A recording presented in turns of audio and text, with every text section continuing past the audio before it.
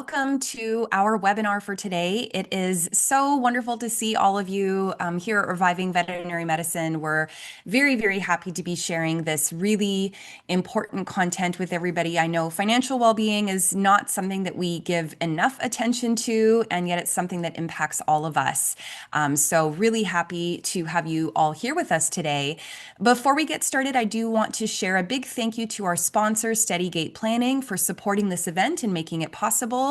We really appreciate their commitment to advancing veterinary well-being and supporting our incredible community. So a couple of quick reminders. This webinar is approved for 1 hour of CE credit through the Alberta Veterinary Medical Association. So please make sure to stay with us for as much of the session as you can to be eligible for your CE credit. And as we get started, just a couple of housekeeping items. You are welcome to ask questions using the chat feature or the Q&A. Jillian is very informal and laid back, so Jillian doesn't mind if you interrupt. If you've got a question that you want to ask in the moment, please feel welcome to share that. We also will have a dedicated time at the end of our session to address them. If you have any technical difficulties, if you can't hear sound or you can't see slides or whatever it is, please reach out to Jamie in the chat. Jamie is our content manager here at Reviving Vet Med, and so she will be joining us as well. Okay, so I'm really excited to introduce today's speaker, Jillian Carr, who is founder of Steadygate Planning. Jillian Carr is a financial advisor and living benefits specialist who's made it her mission to help the veterinary community build healthier relationships with money, all with zero finance bro energy, or as my 5-year-old daughter is saying, bruh energy. Raised by a financial advisor who moonlighted as a cattle farmer, Jillian learned early that money decisions aren't just about numbers, they're about real lives, families, and futures. And with over 16 years in financial services, she founded Steadygate Planning, a firm dedicated to guiding veterinarians, RVTs, and clinic teams through the often overwhelming world of debt, insurance, and investing. And I can speak to this very much. Jillian has a very practical, down-to-earth approach and is incredibly judgment-free.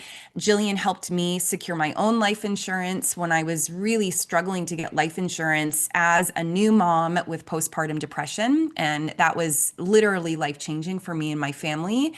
Jillian is known for blending financial smarts with humor and heart, which I can attest to as well, making money talk feel less like a root canal and more like a barn chat over coffee.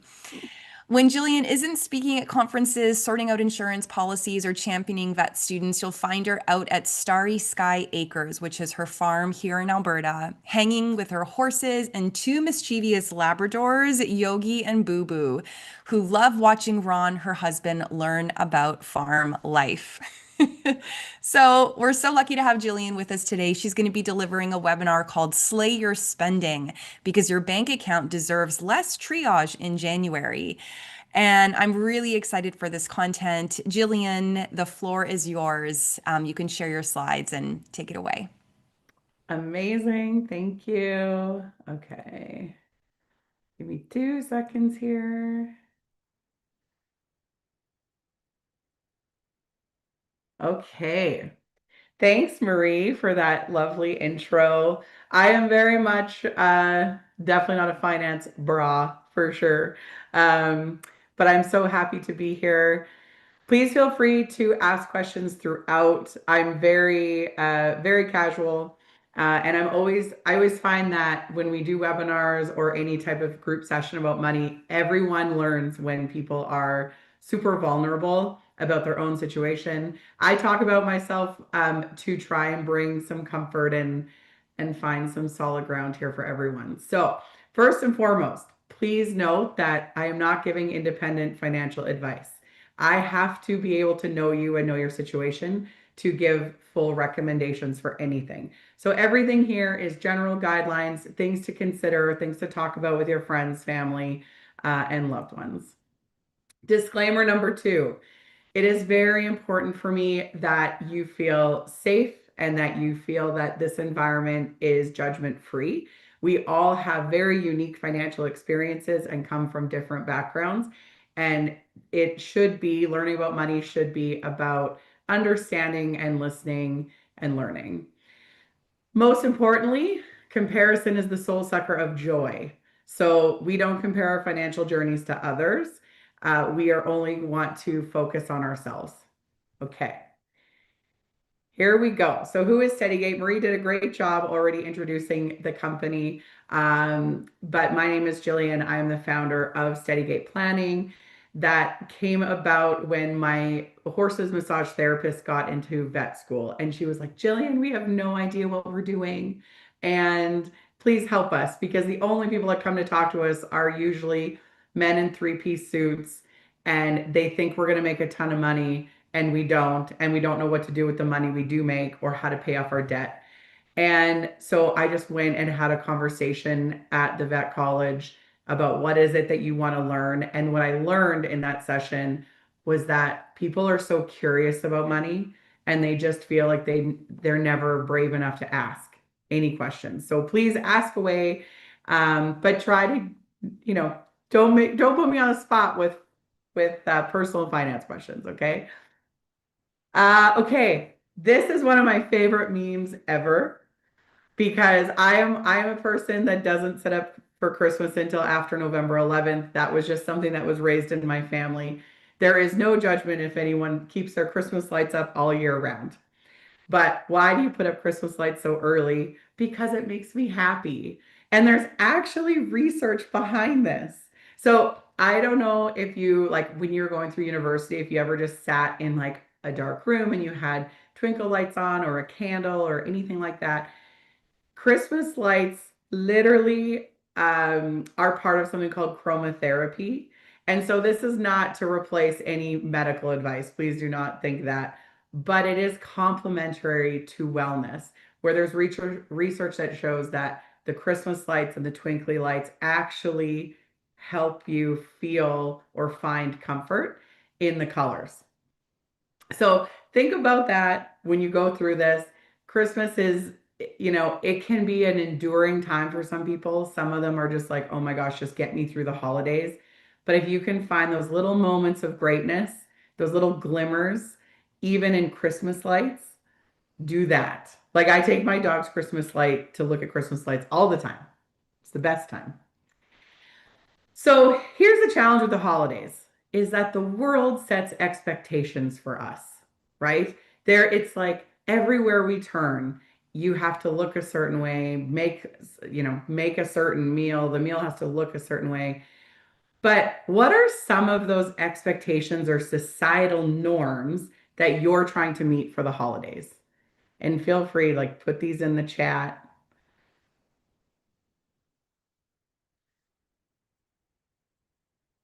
Like when I think of the expectations, and I'm going to talk a little bit about this later, but yeah, spending lots of money on presents. Oh my gosh. And like, why is it that we feel we have to spend lots of money to show someone we love them?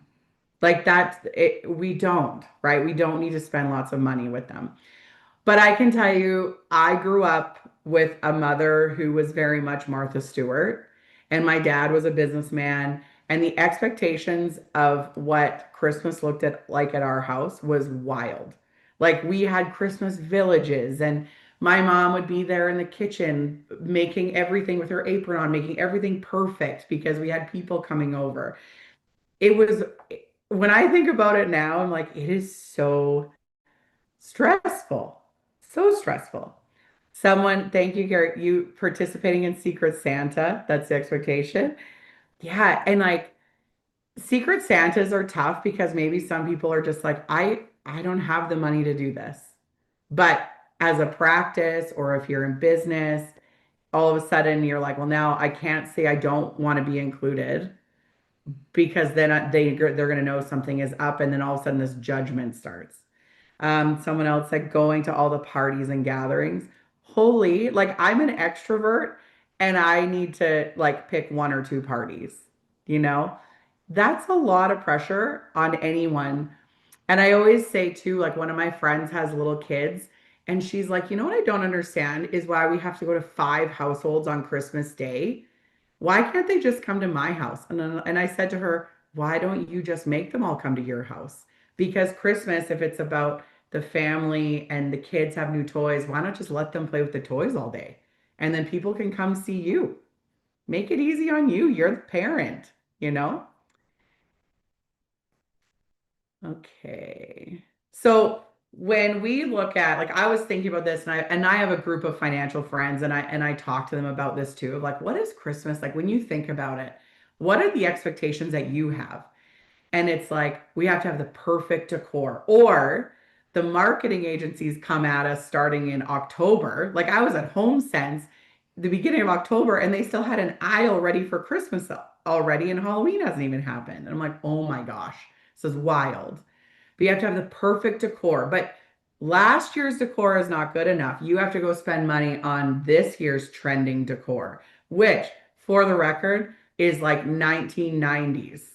So let's go back to making the craft, like craft Christmas ornaments, homemade cookies and baking for people instead of those gifts, right? Because then now you have to find the perfect gift or be the perfect host. Hosting is exhausting.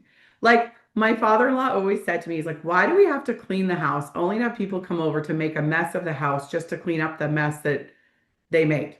Like, I'm just going to keep my house a mess that people come over and they'll clean up the entire mess. You know what I mean? But being a host is like you're constantly on. You're constantly having to fill people's beverages, make sure that, they've had enough to eat, or do you need to serve them something else? It's like, I just want to be there with my friends. And then the perfect meal. I've literally got myself out of this because I dropped Christmas dinner on the floor one day. Like it's a whole story, but I tried to be my mom over the holidays. I forgot to go grocery shopping because I thought the grocery store would be open on December 24th. Let me assure you, it was not. So my dad made a last ditch effort for me and got um, everything I needed for Christmas Day. And then I proceeded to pull oh, they were like little Cornish game hens. I pulled them out of the oven and dropped them all over the floor. So Christmas dinner was non-existent. We didn't have a protein anyway. Like, but those are what those memories are made out of. But the expectations, everything has to be perfect.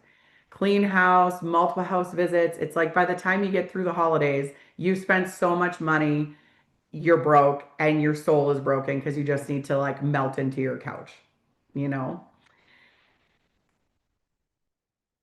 So, what I don't get, and I love this quote, is that we don't have to continue holiday traditions that leave us broke, overwhelmed, and tired. And I did a similar webinar a year ago, and someone said to me, one, we couldn't afford a Christmas tree, and that broke my heart. And then they said, I just don't know why I have to feel this way when all I want to do is spend time with people. And I'm like, that's the most important part. It's like the one time of the year you get a little bit more time off. You can literally have someone over or go see someone and just spend quality time. We don't need to feel broke, overwhelmed, or tired because of that, right? We want to spend time with people who energize us. So last year, a friend and I, we made a pact. We were so tired of the Christmas tradition. Like she stressed so much about having to have her brother over for Christmas, and they have a very, very rough relationship. And then it's like her dad has to pick between which house they're going to go to. And I said, why don't you just come here for the holidays? And I'm like, we'll just hang out in pajamas with your kids. We'll eat food that's totally bad for us and watch Christmas movies and we'll play around the acreage with the snow and the horses and the dogs. Sure enough, all five of them showed up, and that's exactly what we did. And we didn't go broke. We were not overwhelmed. And I will assure you, we were tired, but the best kind of tired, where like girls are having slumber parties. And that like brought back traditional Christmas for me of like just being home on the farm and spending time with people. So there is a reality and then there's the expectation. And don't get me wrong, I am totally a Pinterest girl. I have 175 different boards of things that I think are beautiful and I would love to do and all of this. But there's the Pinterest Christmas goals where everything looks so sparkly and new. And it's like, wow, look at all the Christmas trees. we don't actually know how much those people are spending. And even if they say, oh, this is going to cost us $20 to do, it's probably $20 US and they've thrifted it. And we don't have the same things here. We don't have the same stores, the same market in terms of the crafting, right? But we just want to be realistic that Pinterest doesn't necessarily mean it's real, right? We don't know the chaos that's going on behind that photo. And what I think is more important is to consider what your wallet or your bank account looks like after December 20th. Like, how much money are we going to spend to have 1 day or 2 days of magic, right? And when I ask my moms, like my friends who are moms, you realize that you bring the magic, right? Like you could just literally throw sparkle in the air and they would be like, oh my goodness, it's sparkly at Christmas time. Like the kids, they would just love that.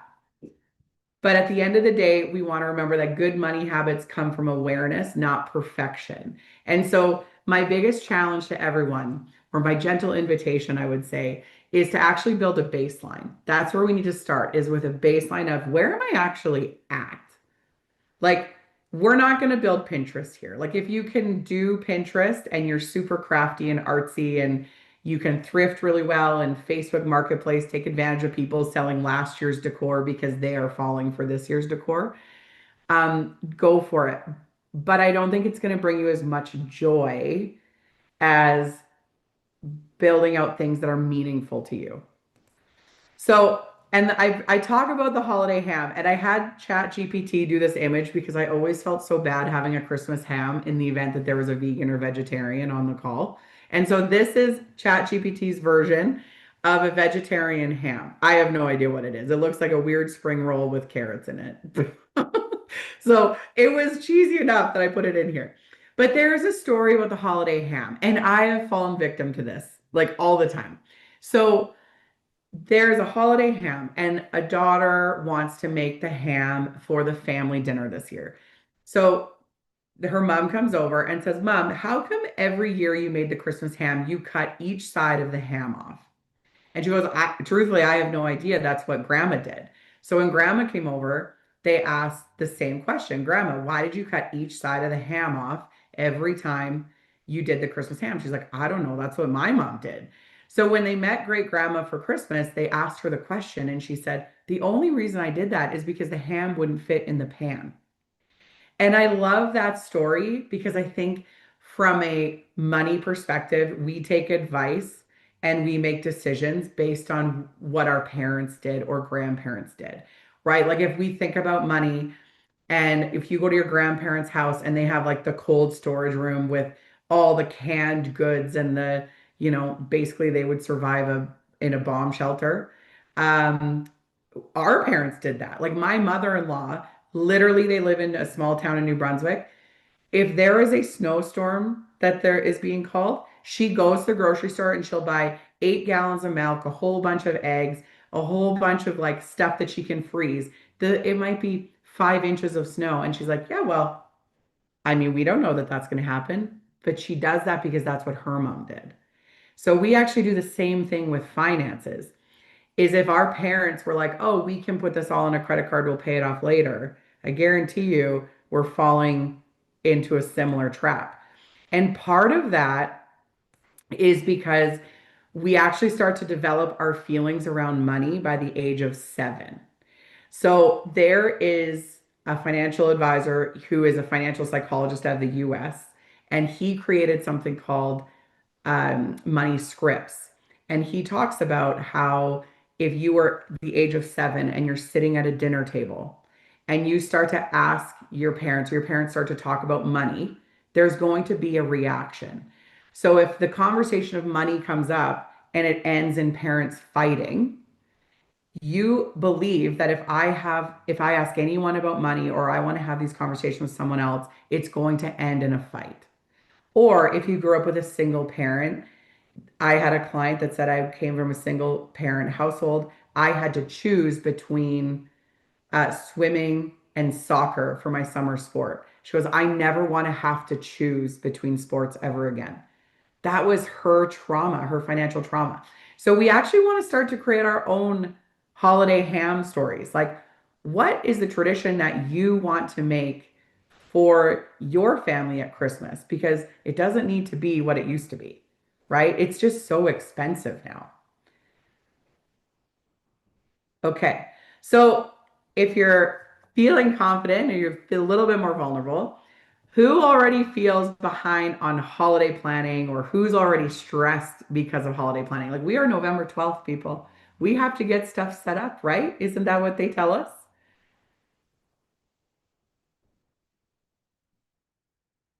Okay. And then, so if you're starting to feel those feelings of stress or I know, don't say the date out loud. I know, I'm sorry. I'm sorry, but you are not behind.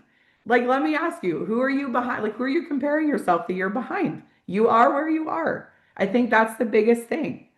My husband wants a tree in our tiny house. No, put the tree outside. I'm literally putting Christmas trees outside this year because I don't want the mess in my house because my dogs will pee on them. I promise you, they pee on trees. It's so weird. So I'm putting them outside. Um, so you do not need to feel stressed because you are where you are. That's the thing. And then what would your pet do if they had your spending habits? I can tell you, Yogi and Boo Boo, I mean, my soft spot are my dogs, and we have a third one now. His name is Ranger. That Leilani and I, if you know Leilani Mastilo from AHL, her and I rescued him in California. Anyway, I love buying them dog toys. And I went to PetSmart one day and I was like, these dog toys are so expensive. I'm not doing that.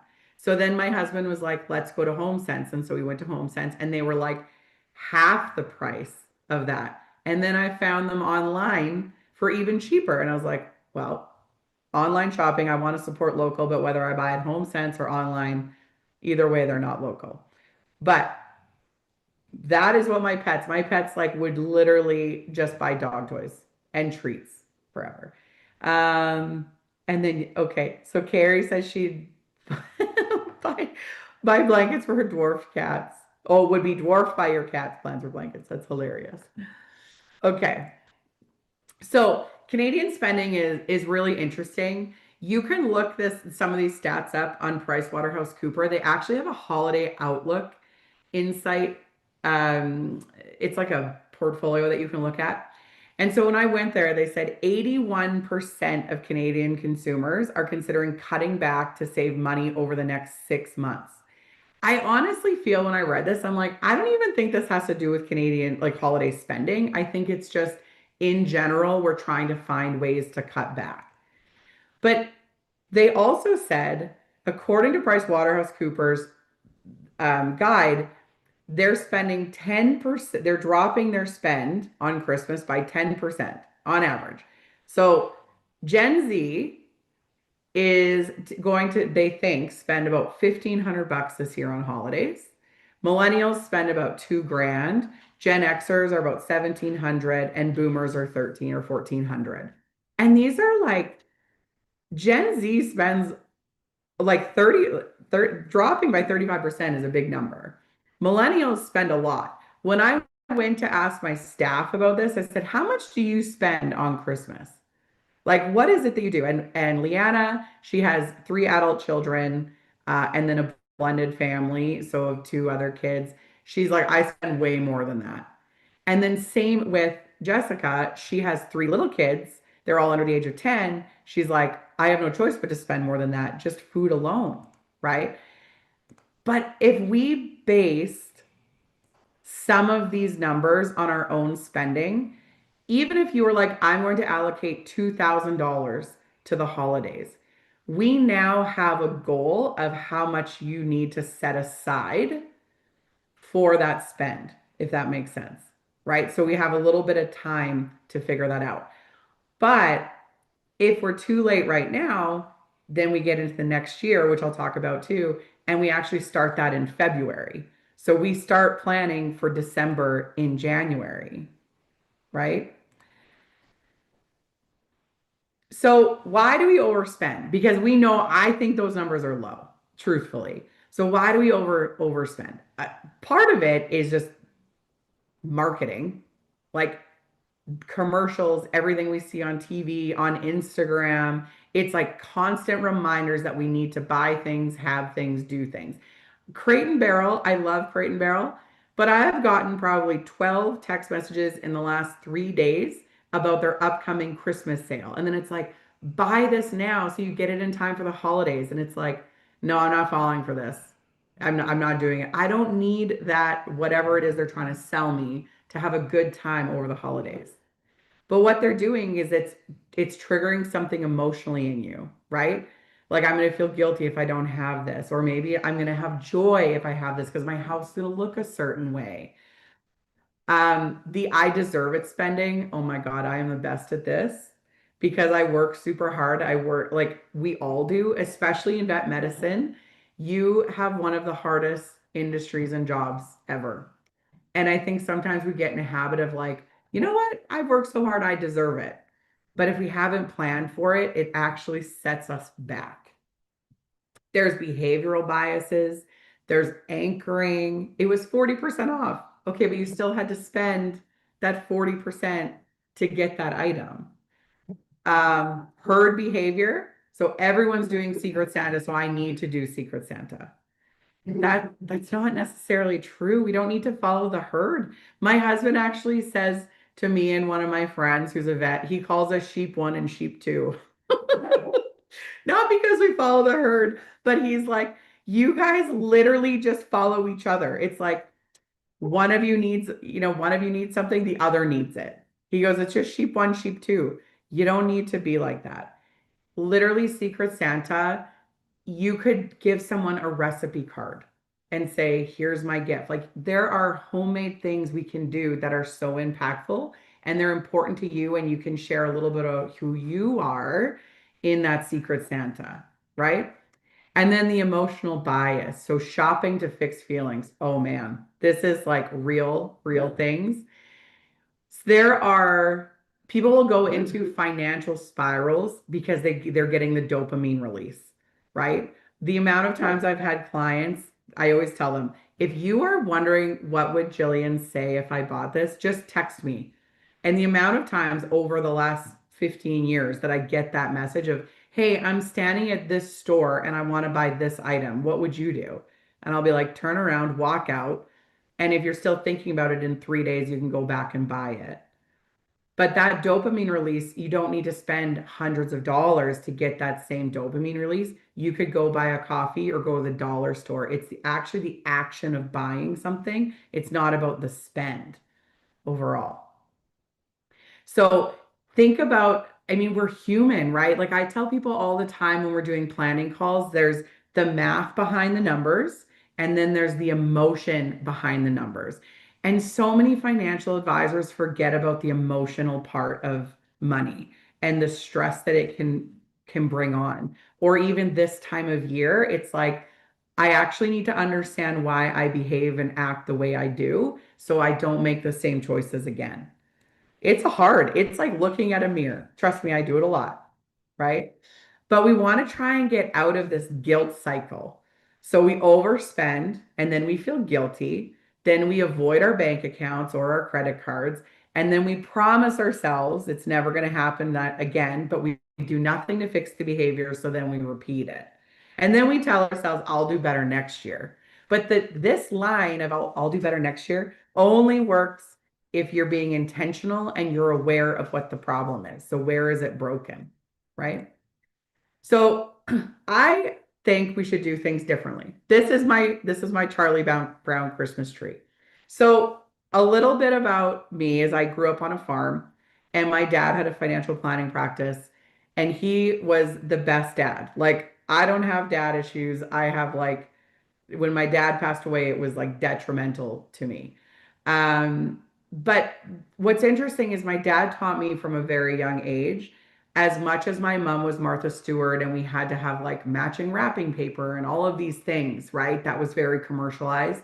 My dad actually used to take me to appointments with him over the holidays where we were delivering poinsettias or gift cards or like doing charitable work because he said this is what's important. He goes I have delivered a poinsettia to this lady for the last 10 years because she went through a relationship breakdown where her spouse had an affair with someone and she found out about it over the holidays. So my dad makes a point of going to see her every single year. And at a young age, I was part of that conversation. Because my mom was a little bit like Martha Stewart, we used to have this like perfectly decorated Christmas tree. And when my dad took me Christmas tree shopping, which is exactly what we did every year, December 1st, that's when we went, I found a Charlie Brown Christmas tree. And I felt so bad for the tree. So my dad's like, you know what? We'll buy, like, we'll get the one that your mom wants to decorate, but we're also gonna get you the Charlie Brown Christmas tree. And what's funny is we had both of them up, and our cat went up the fully decorated tree and jumped out of the tree and pulled him with the tree with it. So everything just got obliterated except for the Charlie Brown Christmas tree. He looked as perfect as he needed to. But doing things a little bit differently is what make those memories over the holidays, right? So I know that there's always comments of like, oh, when my kids go to school, Santa brings the iPad. Okay, but your child doesn't need to think that they're any less because of that, right? Christmas should be less about the gift giving and more about the time that we spend together. So I don't remember, and maybe I challenge you to think about what are the gifts you remember the most over the holidays as a kid. And I can assure you, none of those are electronics. I remember my grandmother used to come and bring a Christmas ornament every single year that she came to visit from the States. And I have all of those Christmas ornaments still, right? We have to break that generation, the generational and the marketing campaigns of you need to have this because, and kids will appreciate it more. There was someone who said, and I've already said this, where they couldn't afford a Christmas tree and they had little kids. And I said, you know what I would do is go buy like a dollar roll of brown paper from the dollar store and make the biggest cutout Christmas tree that you could imagine and put it on a wall and let the kids decorate the Christmas tree. Like let them draw all over it. And that Christmas tree, they would always remember the time they got to draw a Christmas tree on the wall, you know? Someone just asked the question, do I have suggestions of books or podcasts to help with ingrained money trauma? Oh, there's a few. There's a few. Marie, yes, thank you. And so I think doing things differently is important because we are showing, like, we're going back to our roots of like what 1990s Christmas was homemade decorations. It was giving baking. It was trading recipes. It was spending time together. Like, let's get back to that because ultimately, what we're not changing, we are choosing. So, from a financial perspective, if we continue this cycle, of going into credit card debt or using our line of credit to fund 3 days in December, you are going to start to resent it. And we know that there's people that have a really hard time over the holidays because maybe they've lost all their loved ones. I can assure you, I am an orphan. I lost both my parents before age 37, and the holidays are hard. They were especially harder when I lost both of them. And so my husband and I had to just do things a little bit differently. What could we do that was meaningful for us and allowed us to decompress and not feel overtired, overstimulated, all of that. And so we changed. We said, we're not traveling over the holidays. If people want to come to our house, they can come to see us. And we now do Harry Potter marathons. We do charcuterie that we make or fondue, and we do puzzles. And that's what we do over a couple of days. And people will come and join us, which I think is so fun. But we had to change that mentality for us because Christmas was looking so different. So when you think of the holidays and money, how do you feel? What are some feelings that you have about it?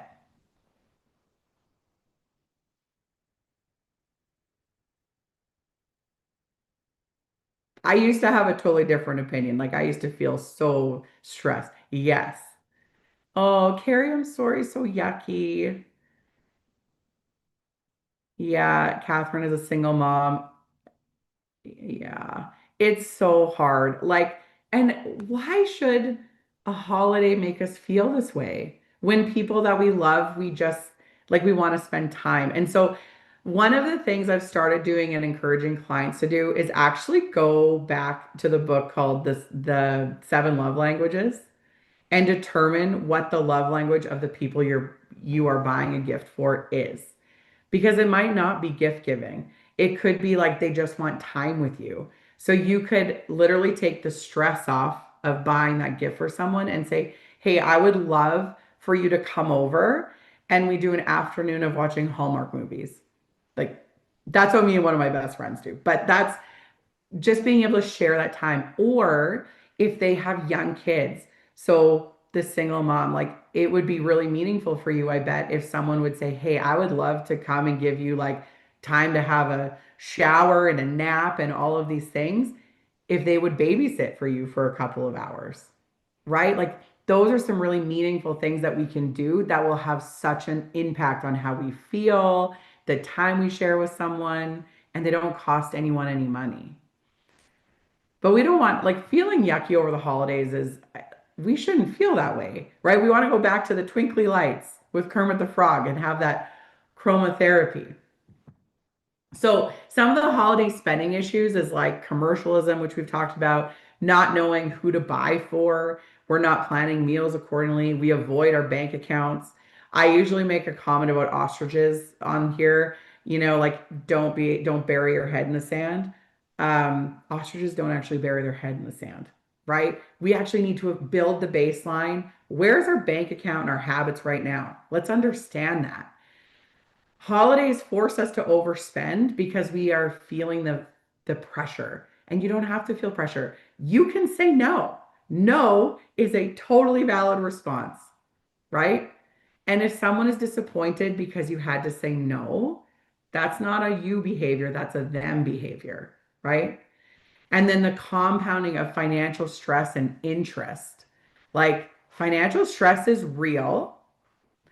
Um, and that interest also compounds. So, how do we navigate this? Truthfully, we have to have really transparent conversations with ourselves and with our loved ones about what we're willing to do this year. Everyone is living in the same financial environment, right? It's expensive. Groceries are expensive. So, you can set a holiday budget. You can make a gift list, prioritize those holiday events, meal plan, and start buying those meals now. So it's shocking. And I can send this to Marie. I found this person who actually made these lists. I found them on Pinterest, and it's lists for grocery shopping for like certain meals or how to like declutter your home, things like that. These are really valuable making lists if that's how your brain works, because now you're like, I know exactly who I need to shop for, or what meals I'm planning for, what days they are, and what each recipe needs. So you're not buying multiple things all the time. Experiences over gifts. So, like I said, if you can babysit for a friend so that they can go get their hair done, that is so meaningful for them. Wrapping party to share supplies. I loved this one because now you're spending time with people and you're sharing resources. And how much wrapping paper do we all have that we never actually use? I have a whole cabinet of it and I just want to get rid of it. So you could literally have all your friends over and just exchange wrapping paper if you needed to. But also building a mini emergency fund, I think, is really valuable, which we'll talk about. So there's three buckets that I always talk about when we have a little bit of extra money, right? So even when it comes to planning for the holidays, some of these things still need to happen. You still need to pay off your debt. You still need to save, but most people don't save for themselves. So the three bucket method is that if you had, let's say, $100 left over at the end of the month, you split that extra money into thirds. So you say, okay, I'm going to put 33% of that $100 into debt repayment, 33 into my savings or investments, and then 33 or 34%, sorry, into the U fund. And that extra money is for you to go do things that you need to do. And you can change this. This could be gift giving throughout the year. It could be a night out, with your friends, anything like that. But you should be always putting a little bit of money into a discretionary fund that's for you to spend money on. When we get into the holidays, now you could say, okay, well, gifts and gatherings, right? So the three bucket method, you want to set a cap. How much am I going to spend on this? What could I do that's homemade? So recipe cards, anything like that, donating your time to friends, festivities and food, try to go potluck. Honestly, like if you were going to have people over, say, hey, if you're going to come over, can you bring this? Because so and so is bringing X item. We've kind of gotten out of this era where people would just all come together as community. And I think that's giving time, spending time together, and then everyone bringing something their favorite dish, right? And then gratitude and giving is low cost and high heart. So donating your time, right? I volunteer at the food bank every year through one of our associations, and it's only an hour that we go. And that hour, it doesn't seem like it's a lot of impact, but when you see what a group of you can accomplish in an hour is amazing and it costs you nothing. But you also want to start your holiday hangover fund in February. So that's, post holidays. We want to start thinking about this in February. There are some things that I've asked young adults, what do they want for Christmas? And it was shocking to me what they said because it wasn't, I want the new phone or I want this. Younger people actually want gas cards, like realistic Christmas gifts. If you can buy grocery cards or fill a freezer for your family, anything like that, it's those are where the expensive things are. But even if you're asking, if your family says, what do you want for Christmas? Can you fill my freezer? Can you buy us gas cards? Anything like that helps. So this quote is December, declutter, detach, and delete anything that devalues your life. Do not bring that into 2026. This is where you can say no. If you have people over the holidays that bring your energy level down and it's exhausting, you don't have to hang out with them. Say you have plans with someone who brings your energy level up. Facebook Marketplace, if you need some quick cash, you can declutter your home. I'm not saying get rid of your personality. I'm not saying make your home a minimalist home. But I'm sure there are some things you could put on Facebook Marketplace to make some cash if you needed to. And now you're decluttering, you're detaching, and you're getting rid of that, right? You're cleaning up the space. For people that are neurodivergent, having a clean space can be really important to how the rest of their life goes, or their day goes.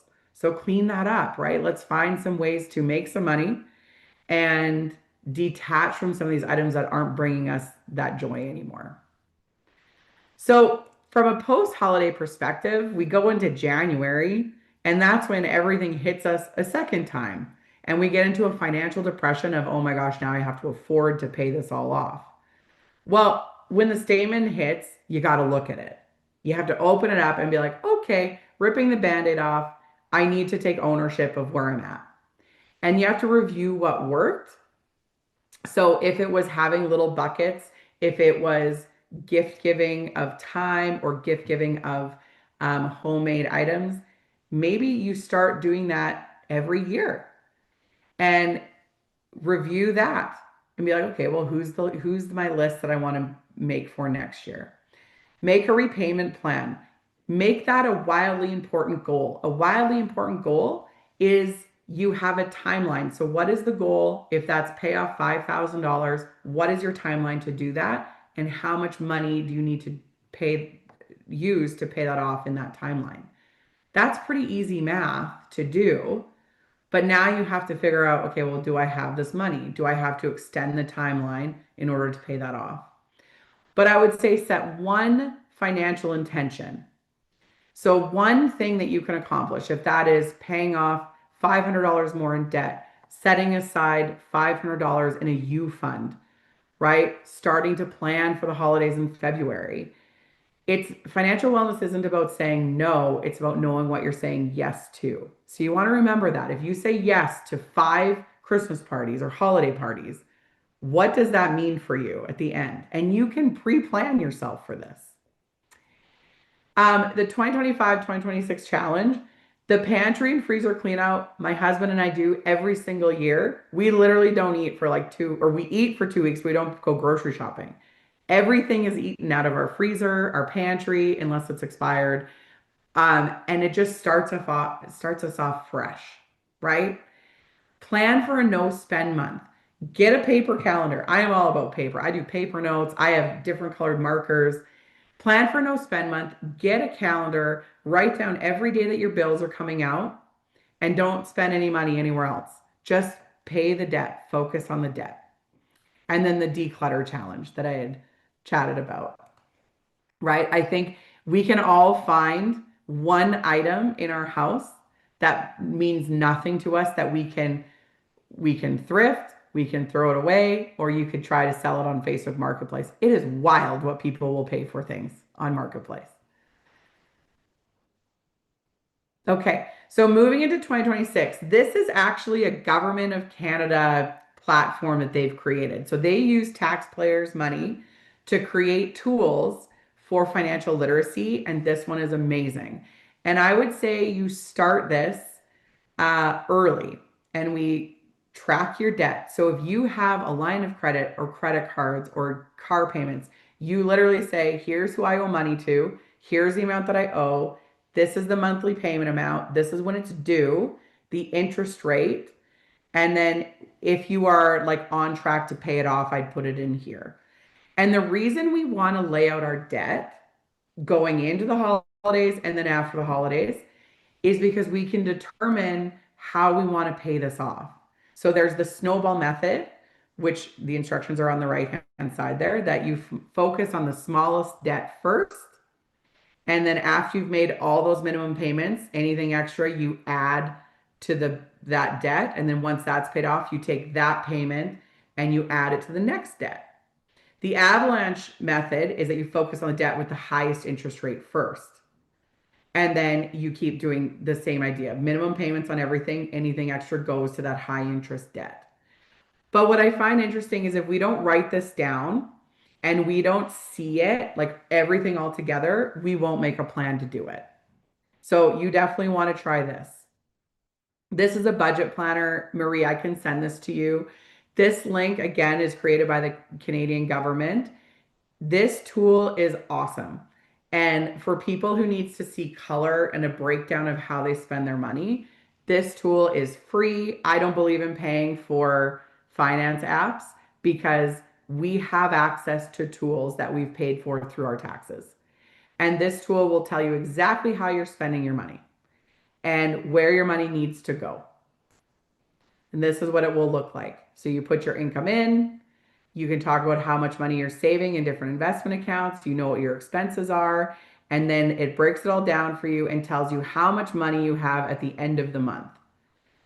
It is so pretty to look at. The numbers might not look pretty, but it makes you actually want to look at this because it's like, oh, look at the pretty rainbow, right? I highly encourage people to do this. This is my dear friend, Dr. Robin Hanley Defoe. She's a behaviorist. This is what she studies. And she said social media is built on the psychology of social comparison and under the guise of social connection.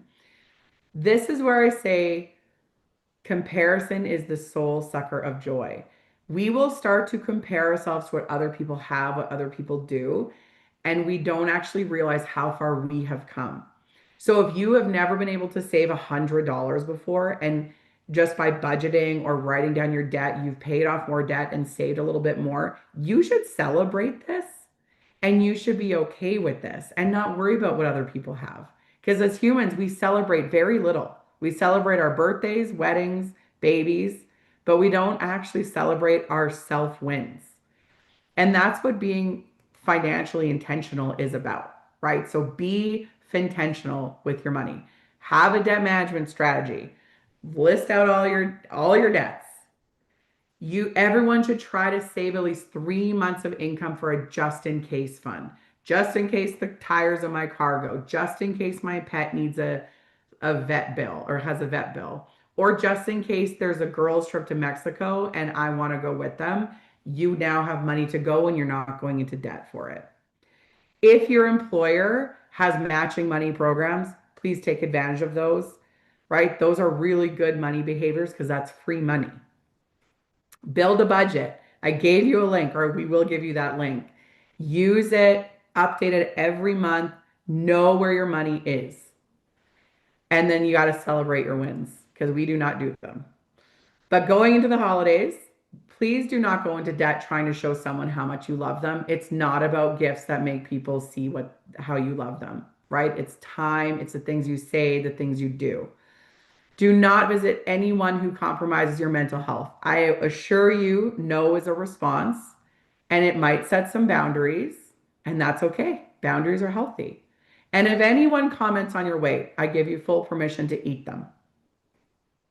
Okay, does anyone have any tricks over their holidays that you can share that you want to share?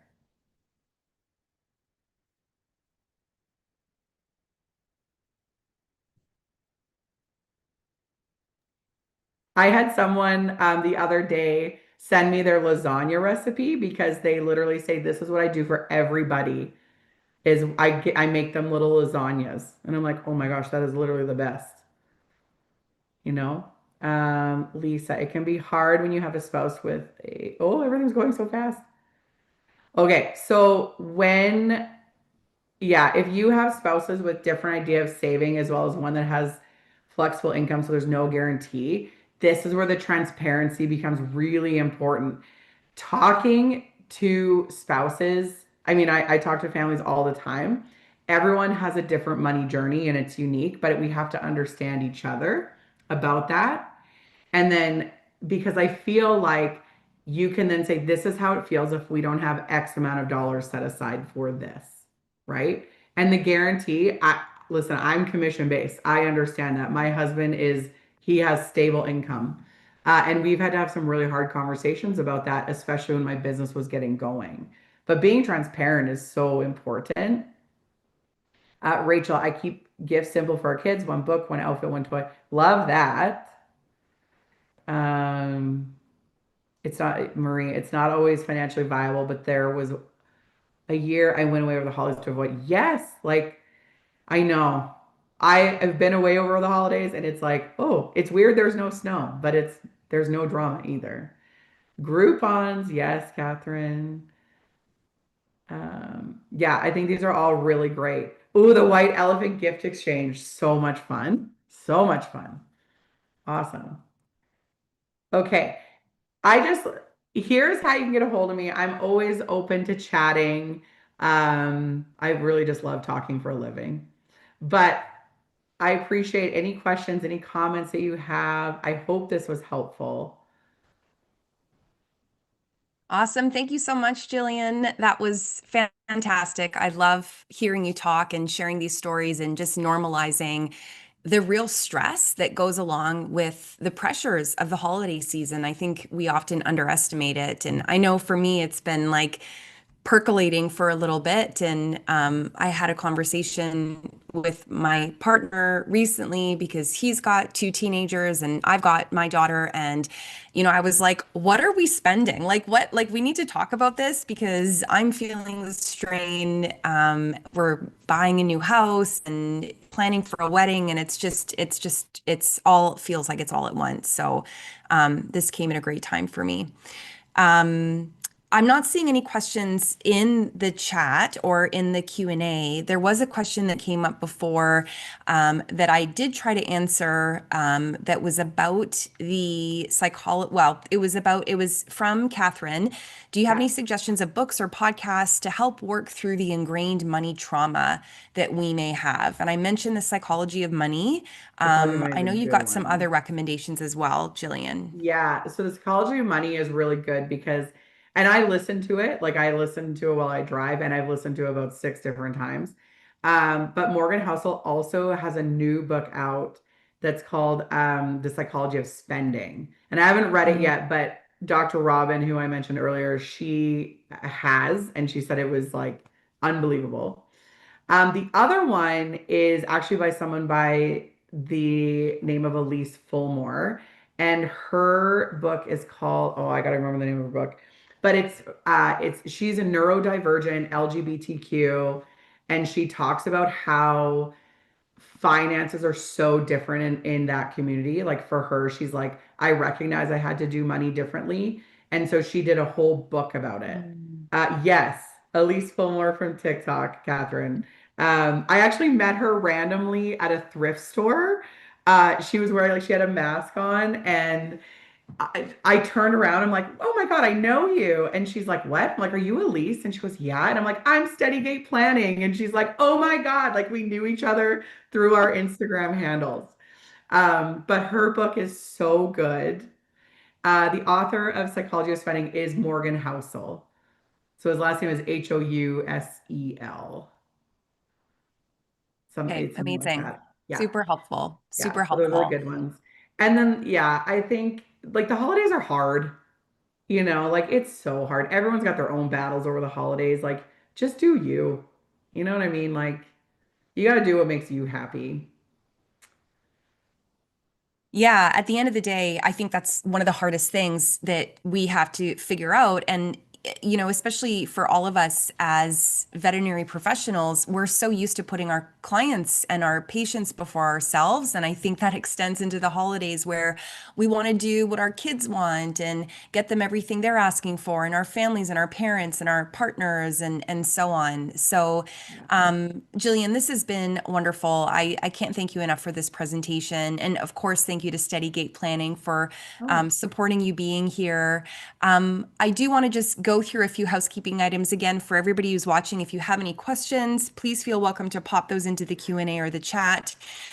We really want to thank all of you for joining us to be part of this important conversation. The more we can have these conversations and normalize our challenges with finances and talk through some strategies for financial well-being, the better off everybody will be. A quick reminder to everybody also who stayed with us, you will be eligible for your CE credit and you will get an email within about a week that contains your certificate. So watch for that. And if you really enjoyed this conversation and you want to share it with somebody, a recording of the webinar will be available on our YouTube channel at Reviving Vet Med. So please find it there, or you can subscribe to the channel as well so that you don't miss any of our future episodes. And if you want to learn more about upcoming events, you can subscribe to our twice monthly newsletter by visiting revivingvetmed.com/newsletter. I also want to make sure everybody knows that we have our last webinar of the year coming up in December. We're going to continue to the conversation about money, but it's not going to be our own money. It's going to be our clients' money. So I will be delivering a session on navigating conflict and cost conversations. That session is sponsored by Trupanion. That is available for 1 hour of race credit. So I hope that you will register for that and join all of us there. So just checking again one more time. Yeah, it looks like there's just lots of thank yous here in the chat for you, Jillian. So again, everybody, thank you so much for being with us today. Take care, stay well, and we look forward to seeing you again. Thank you again, Jillian. This has been wonderful. thank you. Okay. Bye, everybody.